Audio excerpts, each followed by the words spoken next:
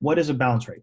So a bounce rate is like when a customer comes to the site, views one page, and leaves, and then never actually comes back.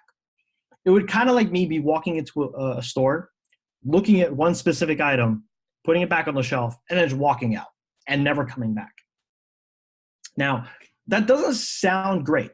People are like, well, what's a good bounce rate? Should it be low? Should it be high? What should it be? The actual answer depends. And let me explain a little bit. It depends on the page. If the page itself is kind of like a specific product page, okay?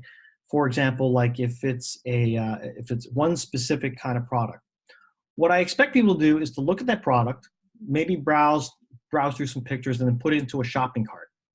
So I expect that bounce rate to be low. I don't expect them to look at the page and then leave. I want them to look at the page, add it to the cart, or maybe move on and do other things to the page. So in that case, I expect that specific page's bounce rate to be low.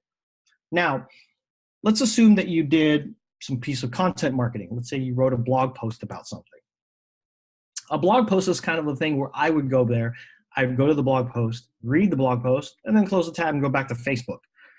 That means that in that case, for that specific page, that blog post page, I expect the bounce rate to be high, right? I don't expect them to stick around. I do expect them to read the page, have a high time on page, but then I expect the bounce rate to be high. So what is a good bounce rate? It depends. It depends on what the page is and what the intention of that page is to be.